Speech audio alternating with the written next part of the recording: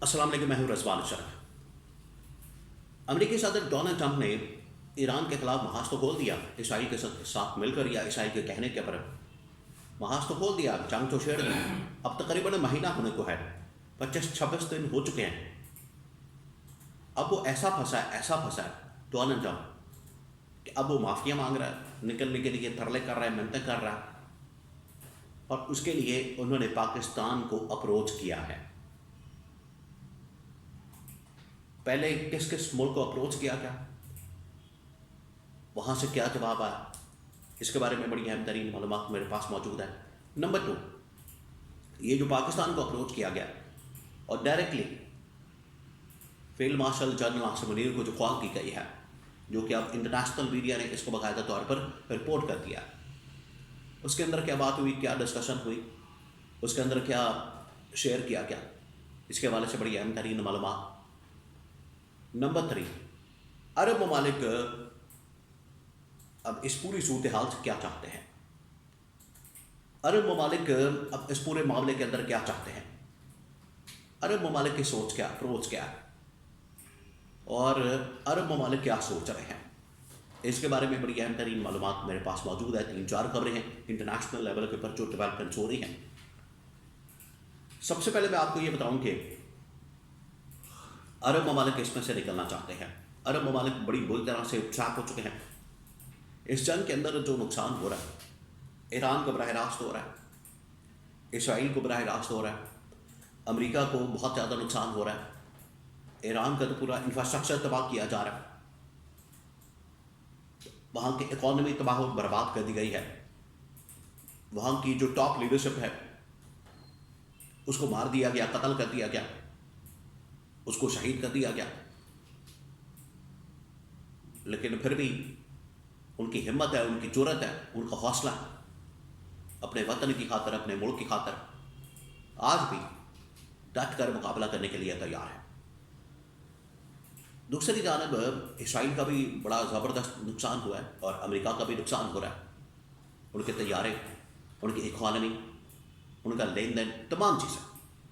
اب بیچ میں جو عرب ممالک ہیں، یہ آپ ایسے سمجھیں کہ رگڑے گئے۔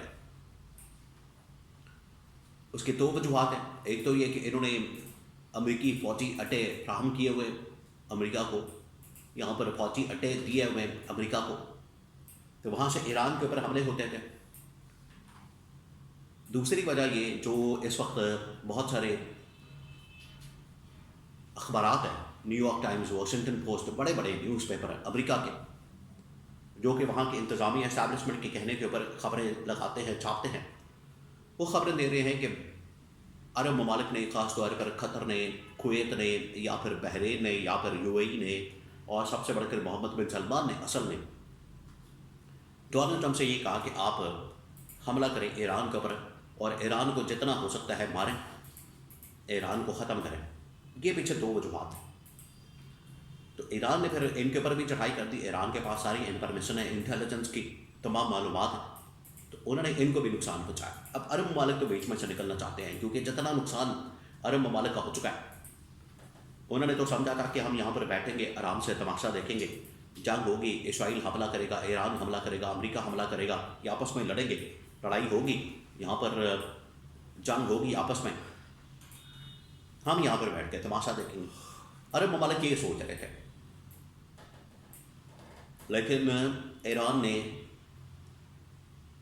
ان کی امیدوں کے اوپر یا بطور تماشا دیکھنے یا بطور تماشائی بننے کے خواب کے اوپر پانی پھیر دیا اور ان کے اوپر بھی حملہ کر دیا، ان کے فوجی اڈوں کے اوپر بھی حملہ کر دیا اور ان کو ٹھیک ٹھاک نقصان پہنچایا۔ اب ان کی اکانومی، ان کے ایئرپورٹس، ان کی تمام فلائٹیں اور تمام کی تمام معاملات، وہاں پر پبلک آنا جانا، تمام چیزیں بند ہو چکی ہیں۔ تو یہ صورتحال ہے۔ انہوں نے ڈونلڈ ٹرمپ کے اوپر پریشر ڈالا ہے۔ اب ڈونلڈ ٹرمپ نہ صرف اس پریشر کی وجہ سے، ڈونلڈ ٹرمپ نے ایک ایک کر کے تمام ممالک کے ساتھ رابطہ کیا ہے۔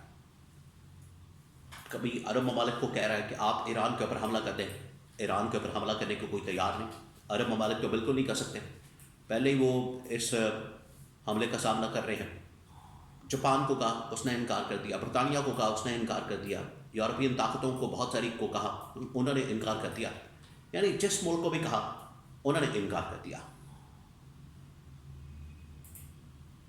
تو آخر کار ڈونلڈ ٹرمپ نے پاکستان کو اپروچ کیا، اور پاکستان کو اپروچ کر کے directly field marshal general Asim Munir کو کال کر کے کہا ہے کہ آپ ہمارا پیچ اپ کروائیں، آپ ہماری ڈیل کروائیں ایران کے ساتھ۔ اور اس کے اندر 3 ممالک نے پھر اہم ترین کردار ادا کیا، اس میں نمبر 1 پاکستان، نمبر 2 ترکی، نمبر 3 مصر، ایجپٹ، اس میں قطر کا نام بھی شامل ہے۔ لیکن یہ 3 ممالک، قطر تو ڈائریکٹ کیونکہ وہاں پر حملے بھی ہو رہے ہیں، تو مصر، ترکی اور پاکستان کے ساتھ ڈائریکٹلی انہوں نے رابطہ بھی کیا۔ اس کے بعد شہباز شریف نے پھر ایران کے صدر کے ساتھ بات بھی کی، اور یہ field marshal general Asim Munir کے ساتھ جو رابطہ کیا گیا، نہ صرف ڈائریکٹ رابطہ کیا گیا بلکہ خفیہ ملاقاتیں قطر کے اندر، بحرین کے اندر بھی ہوئی ہے، یہاں کی اسٹیبلشمنٹ کی اور امریکی انتظامیہ اور اسٹیبلشمنٹ کی۔ تو یہ اس وقت صورتحال ہے کہ امریکہ اب اس پر سے بھاگنے کے نکلنے کی کوشش کر رہا ہے، اور ہر روز کوئی نہ کوئی بات کرتا ہے، ہر روز ہی کوئی نہ کوئی بہانہ مارتا ہے۔ کبھی کہتا ہے کہ ہم نے جنگ جیت لی ہے، کبھی کہتا ہے کہ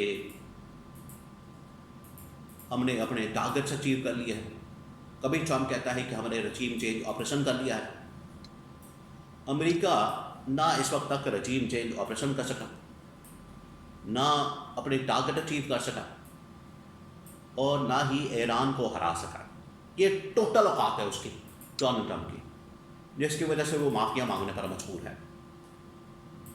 لیکن اسے مار تو نہیں اوپر سے آیت اللہ خامنئی یا علی لاریجانی یا اور لوگ، لیکن انہوں نے سرنڈر نہیں کیا۔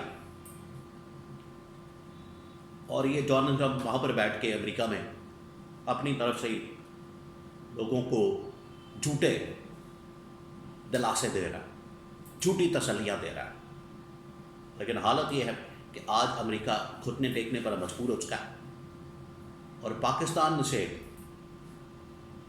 کہا جا رہا ہے فیلڈ مارشل سے، آپ رابطہ کریں، آپ ہماری بات کروائیں، ملاقات کروائیں، یا پیچ اپ کروائیں، ڈیل کروائیں۔ یہ حالات ہو گئے امریکہ کے۔ تو اگلے آنے والے دنوں میں 24 گھنٹوں میں یا 2 دنوں میں 3 دنوں میں یہ پیچ اپ ہو سکتا ہے، جنگ رک سکتی ہے، اور آخر کار امریکہ کی شکست اور ایران کی فتح ہوگی۔